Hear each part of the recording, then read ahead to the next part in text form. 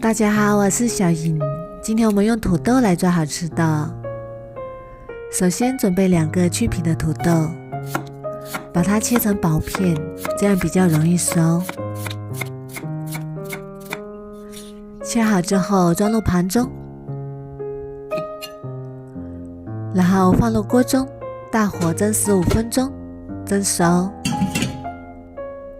再准备1个鸡蛋，打入碗中。再加入20毫升牛奶，然后用筷子把鸡蛋搅散。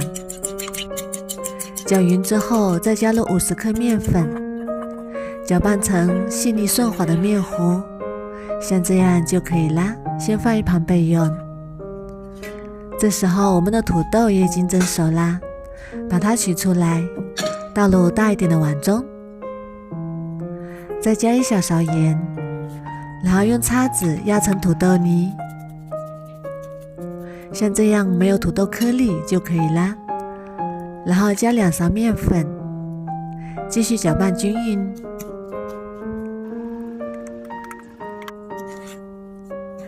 搅拌至能抓成团就可以。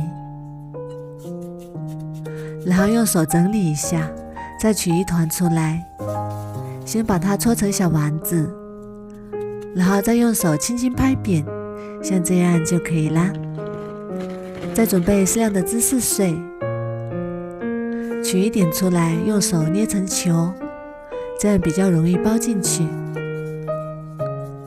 再把芝士包进去，然后再搓成球，像这样就可以啦。然后把它放到面糊里滚上1圈，再取出来放到面包糠里，然后用干净的那只手裹上面包糠，像这样就可以啦。全部都做好，装入盘中备用。锅中多放点油，油温烧至4成热，一个一个下入土豆丸子，小火慢慢炸，炸至表面变硬，像这样就可以啦。香喷喷的脆皮土豆球就做好啦。这样做的土豆球表面非常的酥脆，里面是软软糯糯的，还伴着芝士的醇香，咬上一口还拉丝，真的是非常好吃。如果家里有番茄酱，再配上番茄酱就更美味啦。虽然是油炸的，但是它里面一点也不吸油，做法也是非常简单。如果你喜欢也试试吧。